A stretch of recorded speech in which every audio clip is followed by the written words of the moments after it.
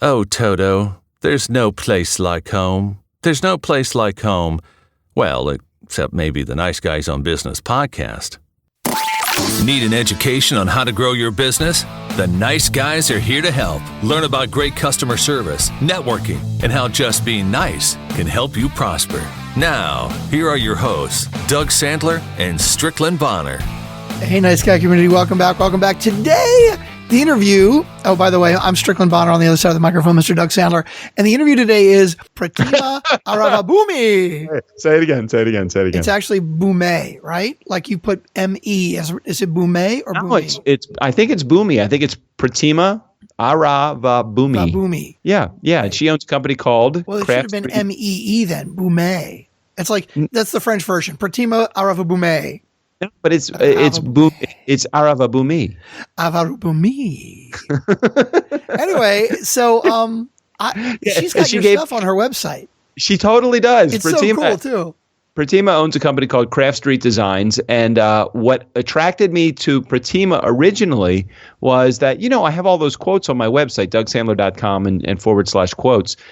All of those websites on all those quotes on my website. I thought as I was going through the internet and searching it one day, I thought that would be pretty cool for me to actually put these into what do you call that? Into just a neat font. Yeah. And I think right around the same time, I can't remember who reached out. Who originally introduced me to Pratima? Did she come to us through? Don't know. Let me see. Your show notes. I don't know. It may be in the show notes, but of course my show notes are not and stuff. Yeah. This show is so tight. We're tight. So Pratima owns the company Craft Street Designs. Her company is all about taking quotes and making them look beautiful, making them look enticing, and then actually selling those quotes. Whether you're buying like explain what it is exactly, because it's like wood blocks quotes. I mean, it's cool because you can. Okay, so if you go to her site, which is craftstreetdesign.com, right, and then you do a search, let's say hypothetically for Doug Sandler, right, you can get a group, a wood block plus 12 Doug Sandler quote prints. Ooh, yeah. Right.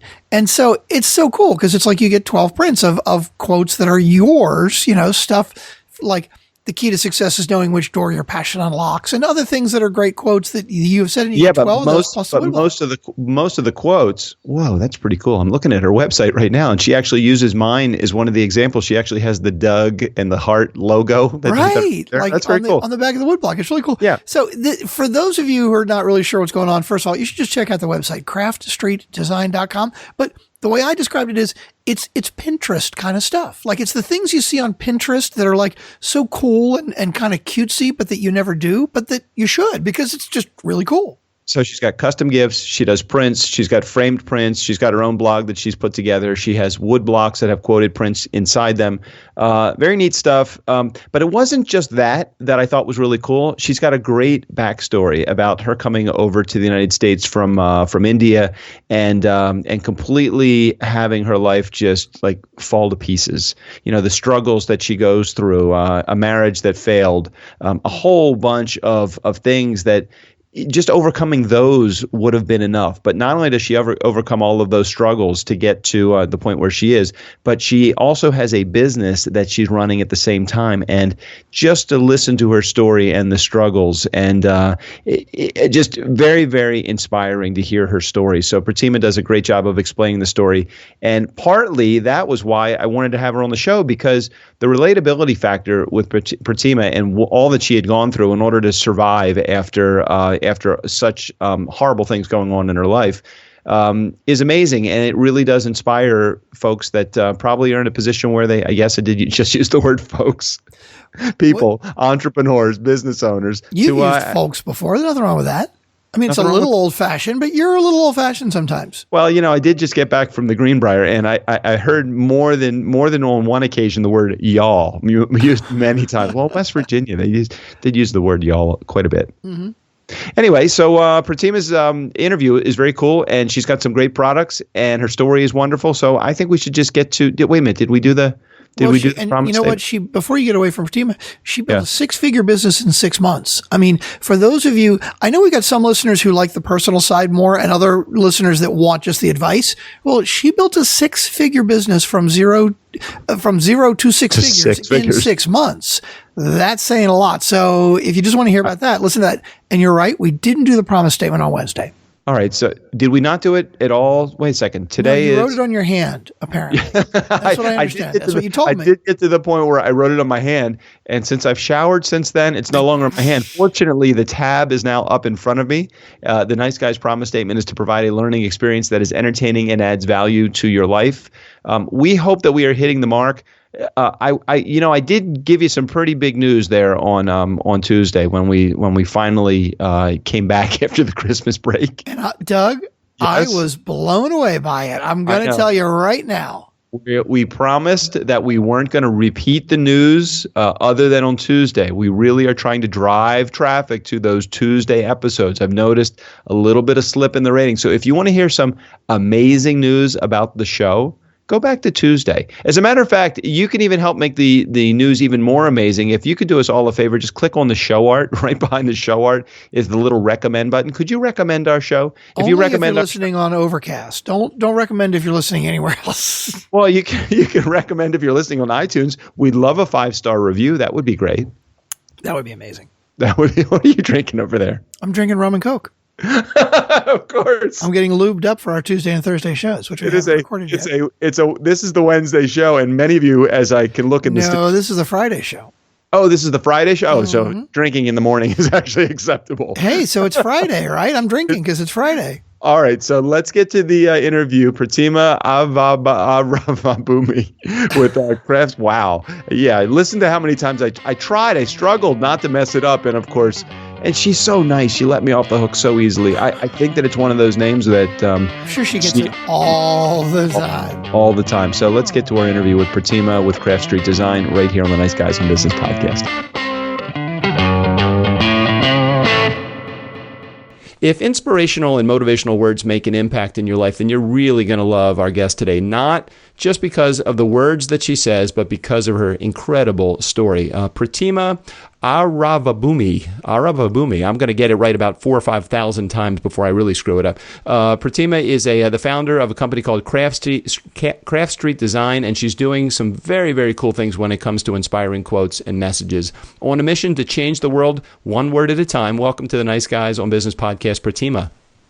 Thank you, Doug, for that introduction and wonderful attempt at saying my name. It did come out quite well. Thank you. I'm glad to be here. My pleasure. And, it's interesting because I've listened to probably about 10 other podcasts or interviews that you've done. And everybody pretty much messes it up. So I figured, all right, I'm going to really give it a good shot. But I knew it was going to be a tough one. That's it's Irish, right?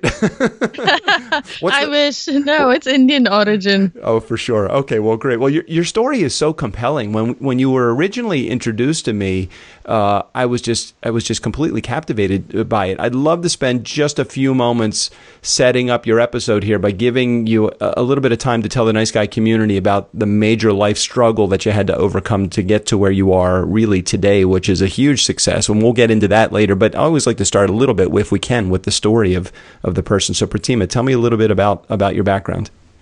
Sure. I grew up in India and I was a single child, and I came to the United States around the age of 21, and I had an arranged marriage. Which is why I came here. That's how my life started in the United States, and the marriage didn't quite work out the way I expected it to be, and it was kind of hard. We weren't very compatible, and things went south, and so I got very depressed. At that time, I hadn't had a job yet. I was straight out of college. It was crazy, and I did have a kid. So it was just very difficult times, and things weren't working out, and I had gotten very depressed, and I think I was drinking as well. Oh, jeez. Oh, you really just complete the cycle. So you're in India, and you ever met this guy before, or had your parents known his family, or how did that even come together? Yeah, my parents knew, I mean, through a mediator. So his family knew my family through somebody in between. You know how those things work with relatives. But yeah, I mean, I hadn't met this guy before, but he did come to see me, he and his family. So that's when I met him for the first time. And 6 months later, I was married, but he wasn't in India. He was back in the United States. So yeah, I mean, he came back for the marriage, obviously, in person.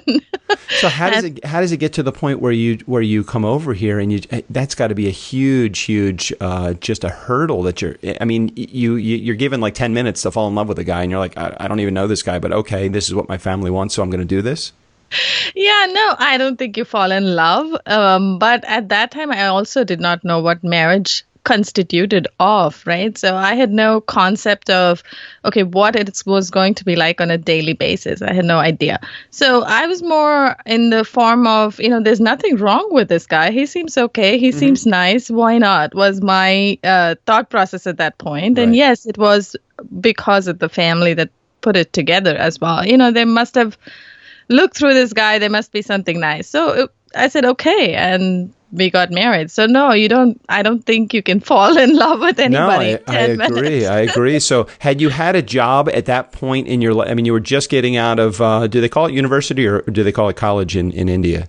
Yeah, they call it college or university, both the same thing. But no, I was straight out of college. I wrote my exams end of April and I got married first week of May. So, and then I was here in the United States end of May. So culture shock completely going from a place. Had you ever been to the United States before? No, I hadn't. And it was a culture shock. And I had also moved to a place called Eufaula, Alabama. It was like a very small town down south. And even though I spoke English fluently, I couldn't understand one word of what people were talking because it has a very southern accent and words, and I was totally lost. It was definitely very different. Where was it? In Florida? Yeah, it's Alabama. Oh, yeah, a really thick accent. You're right. You're 100% right. It's almost like you need the cue cards to help you. And not taking anything away from anyone in the Nice Guy community that lives in Alabama, but you guys talk funny down there. No, it's definitely different, and especially for an international person to come and try to understand the English. I don't think they understood me very much, nor did I understand them. It was just funny. How long did it take you when you were in the United States to realize that this was not where you thought your life was going to be heading? I don't know. It took me a year to get adjusted to the culture and everything. And I started going to school for design and all of that stuff. So it helped me understand the culture and kind of be part of it instead of being an outsider. So it took me about a year. But after that, my life in the United States, I had adjusted to. But the problem was with my marriage. And that it took me almost like 8 years to kind of say, this is not what I want with my life, and this is not what I expected to be doing. But, when I did get married and come here, that's not the vision. But it took me a while to figure that out. And then how long were you here until you had, did you say you had a child when you came here, or did you wait until you got here I'm assuming you waited until after you were married to have a child? That's right. Okay. Well, you never know. In the United States, it's not uncommon for people to have kids. I didn't want to step on any toes there. I don't know how your culture is. Absolutely. But I could not have had a kid with a guy I met for 10 minutes. That's true. Again, I'm making some other. I don't want to get too deep into what was going on in your life before you moved over here. So, how old was? So you came over here, and then how long were you here before you had a baby? I was 23 years old, so about 3 years after getting married is when I had my daughter. Finally, when I gave birth, I was 24. So okay, all right. So and how long did it take until you got out of school when you were here? So I took a break in between my school because I had just joined school and I got pregnant. So around the third quarter, I took a break and I went back to school after she was born, about a little after a year. So I graduated around 2005, October, and I finally managed to finish what I started. All right. And then it sounds like from looking at and doing some research about you, it looks like you've always had the entrepreneurial bug in you. You've always wanted to do your own thing, but it sounds also like from a cultural perspective, get a good job, go to school, get a good job, have a family, and just be quiet. It's almost like be behind the scenes and don't create waves. And I don't sense that that's the kind of person that you are, Pratima. You want to do your own thing. Am I being fair in saying that? Yeah, absolutely. Since I didn't know that about myself for a while, but I think that was always all through my childhood, through college, I had made money even though I didn't have a job. And coming here, I just couldn't just be a mother and wife and that's it. I just couldn't do just that. I had to do more than that.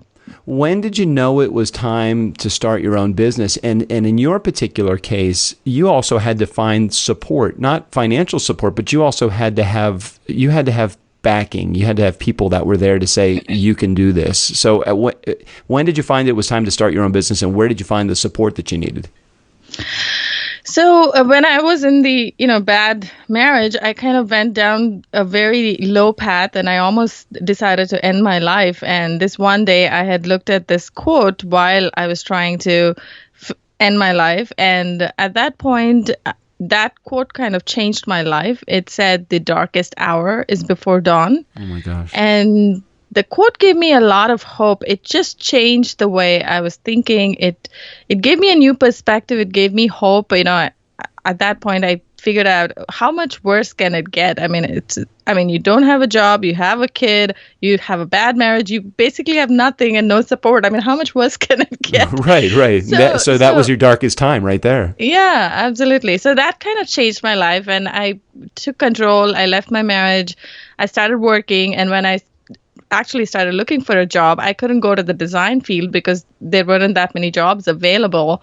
And I had to go into tech because my bachelor's is in computer science and I could get a job in tech. And I finally did after 6 months after moving out and all of that. Hold on a second though. You just jumped like 27 spaces, and I'm still caught in the fact that you've come from an arranged marriage. You have a family, and you come from a lot of traditional actions. So it couldn't just have been so easy as, okay, well, I just left my marriage. Because I am thinking that there had to be a ton of baggage that you had to get through in order for that to even occur. So how did that happen with forget the guy that was not the person you're meant to be partner, but what about your family? How did they feel about what you were doing? They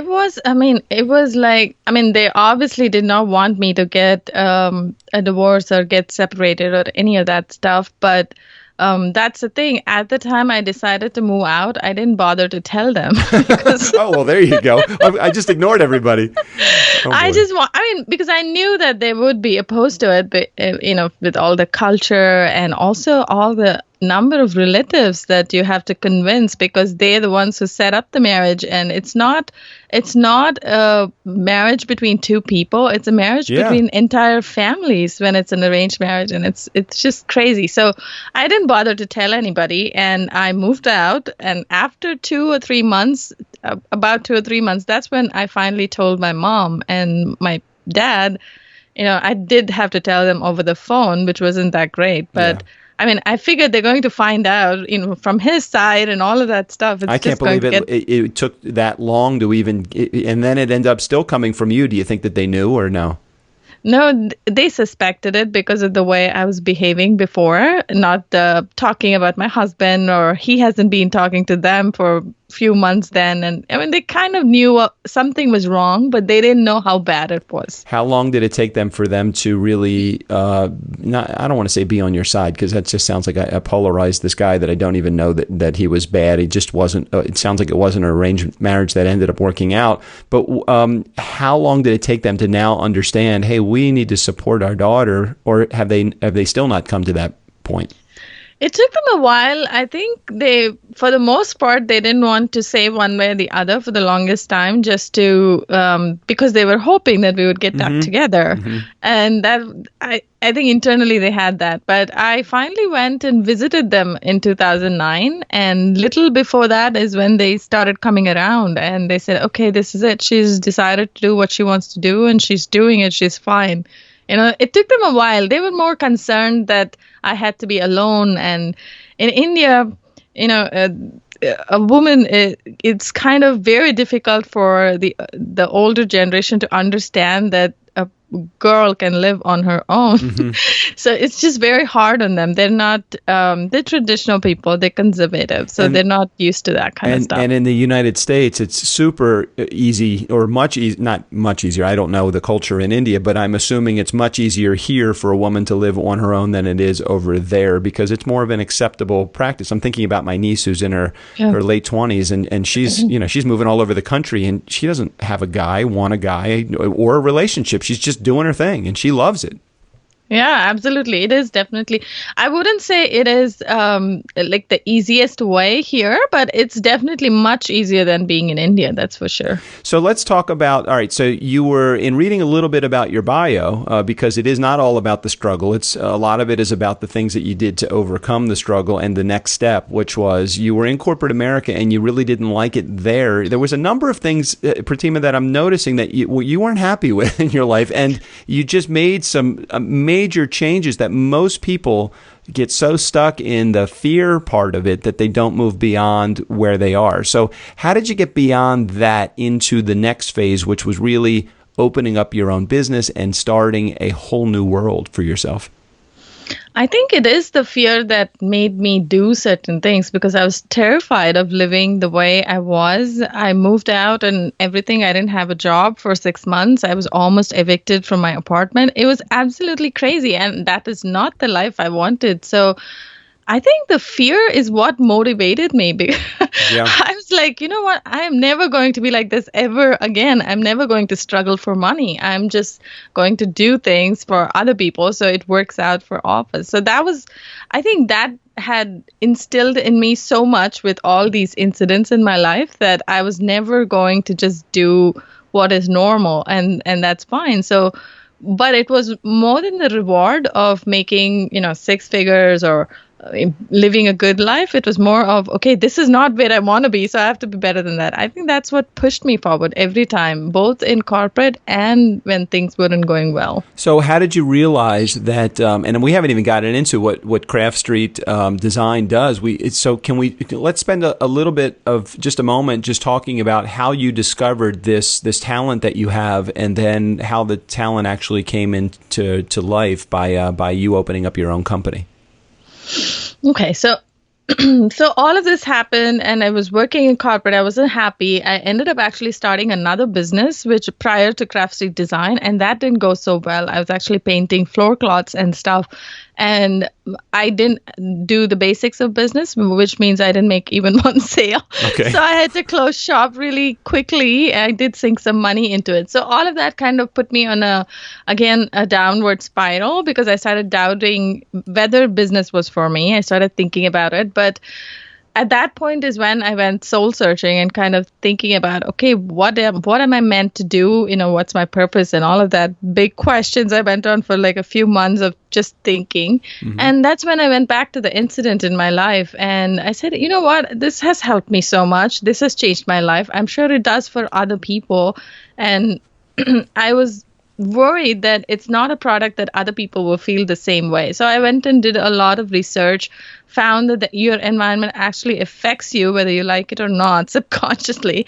And there are people who love quotes and would like to surround themselves with positive thinking and whatever it is they're trying to accomplish. So, and it actually works in a very subtle manner around you. So I decided to go and start designing. I had always had a design background as well, as you already know. So I kind of put that and what happened to me together to come up with a business idea. I still had to test it out. I still had to figure out, okay, are people really going to buy? Is this a product? Whole bunch of other business problems that I still had to solve. But I felt like I had a solid purpose and something that I could feel proud of after few years, 5-6 years of running it. I wanted to make sure that I would still have the interest and energy to go on with something. And that's how I found or thought about starting the business. And that's how I got started. So let's talk about the practical nature of what Craft Street Design does. So just share with the Nice Guy community what it is that your company actually does. And we'll make sure that we put links to your website and things on our show notes. But why don't you explain what Craft Street Design exactly does? We make inspirational quotes. We collect inspirational quotes, both from myself and many other wise people. And we put it together on paper and we design them. It takes about 10 to 80 hours, depending on what kind of design and what kind of words. We make sure the impact of the words comes through the design, not just plain words on paper. So we take a lot of pain to kind of design them, and then we sell them as prints. And some of them even we're trying to launch printables. We have many products, a little block with 12 quote prints that you can use on your desk. Basically anything to surround yourself, to motivate, to inspire. They work as reminders for you, many different ways. So we have many products also in the process of coming, but anything to inspire people to get to where they want to be and be happy. That's ultimately what I'm trying to do. And the other side of it is, and I've looked at a number of the products that you offer, and I've actually, Nice Guy Community, just so you know, I've taken 12 of my quotes. Pratima was so nice as to help me design them so that I just put, I just had this stupid font that I used, but Pratima took them and made them into art, which is really cool. And you've actually created a product for me. Now, is that something that you can do for others in my community that are interested in getting their words out, or is it more of you just did me a favor and by doing that once? No, absolutely, Doug. That's not just a favor. We do offer that. We just don't have a corporate page yet because we've been overwhelmed with orders, both in corporate and to coaches and people, individuals like you who are running businesses, and they want, many different ways to customize the product for themselves. We do that. We do that as a service. But right now, the only way you can find out about that is through Nice Guys podcast. Oh, very good. Oh, very good. We'll put a link in our show notes about how to. Maybe I'll do like a landing page. I don't know what the hell I'm doing, Pratima. You got to know that already about me. We'll figure this out too. I am an entrepreneur that says, yeah, we have that, and then we'll just figure it out. Yeah. What's great about the quotes that you have, I mean, I'm just looking at your page right now, and the quotes are great, but what's even better is the way in which they're expressed. Like you said, you put 10 to 80 hours of work into each one of these quotes, and it's really cool. I mean, you have things like, what's your why, improve 1% daily, make it happen, never complain, explain. And then one of my favorites is do epic shit. It's one of my favorite ones, totally right there. So it's great because they're framed, and some of them, you even have categories like fitness, weight loss, overcoming fear, for writers, for entrepreneurs, for girls, for guys, nursery, bedroom, office, other rooms. All of these are categories in which people can actually look through and decide. And they're not, I walk into some of the stores that I walk into, and they're like, $90, $120, and these they're like from $13. Yeah, and they go up. Yeah, depending on the size, and that's without a frame. But yes, they start at 13 and they can go all the way to hundreds of dollars if they are 24. We make the largest size we make is 24 by 36 as posters. And knowing how you do things, I know that this is going to be quality work, and it's the end product is going to be amazing as well. And I am looking so forward to getting. I just ordered I think like 20 of them or whatever, 10 of them, just to see what they look like. Nice Guy Community. So if you're interested in one of those, just tweet me at DJ Doug. You know how to do that, and I will be happy to send you a picture so that you can see what it looks like. I'm actually giving away one of them to those that sign up for this list that I have. Anybody interested in quotes, I'm going to send that entire list over to Pratima because I know that she can do more with it than I can. I'm not in the quote business for sure. Words really shape our lives, and if you surround yourself with positivity, you'll become a more positive person. I truly believe that. Are you aware? Because I'm not. Are you aware of any of the science that's related to this though? Because it makes me feel better, so there has to be some science related to it as well. Yeah, it's not specific to quotes in general, but words. And there is this experiment that they conducted, I think in 2007, but the one about where they actually put a poster right next to a flight of stairs, and they're trying to see if it changes behavior. They're trying to see if words alone change behavior. So that's what they're trying to find out. So they put this poster right next to the flight of stairs saying, take the stairs. I mean, it sounds ridiculous, right? Like, take the stairs.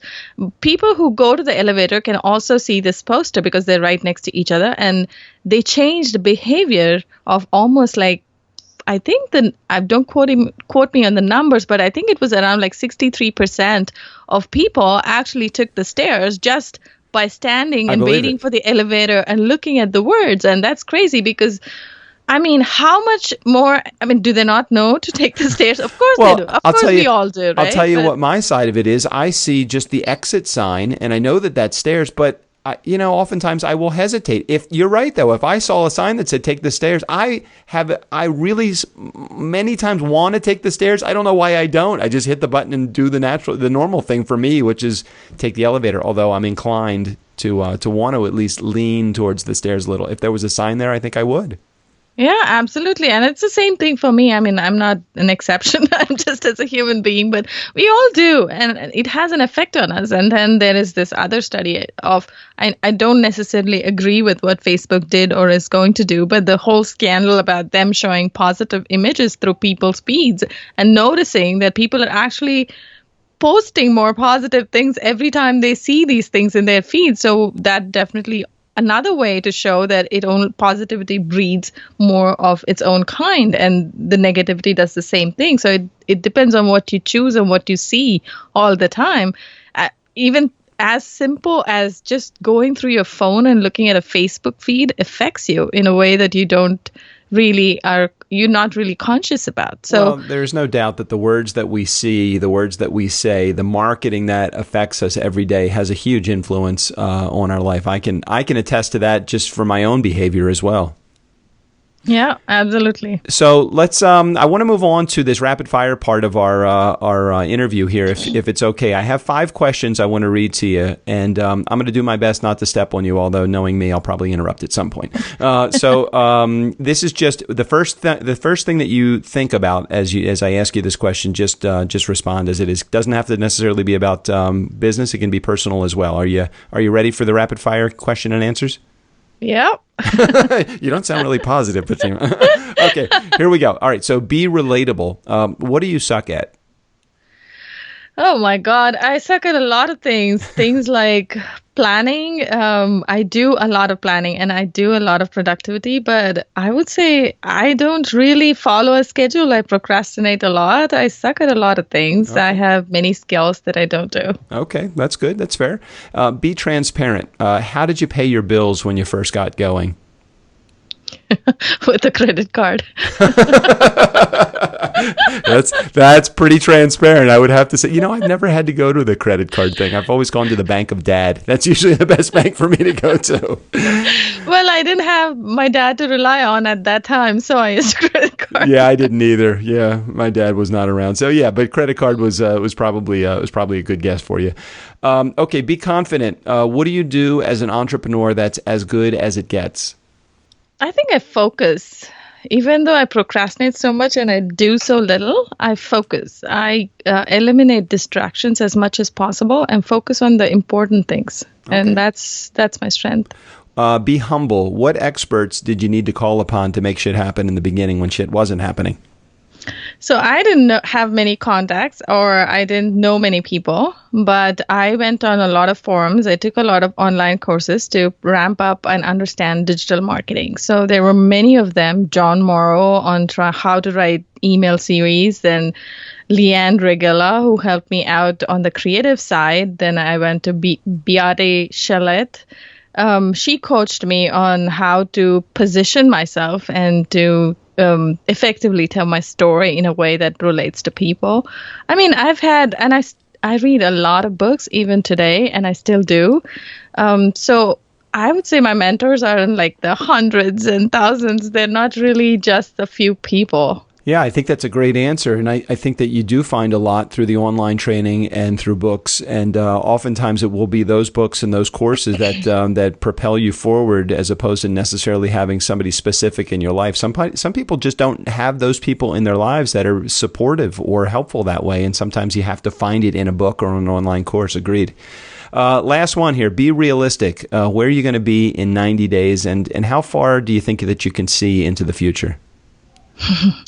I don't plan that far ahead because I have tried to do this before and I suck at it, as I told you before. One thing is it's hard to predict what you don't know. So I don't really plan more than like 3 to 4 weeks at a time.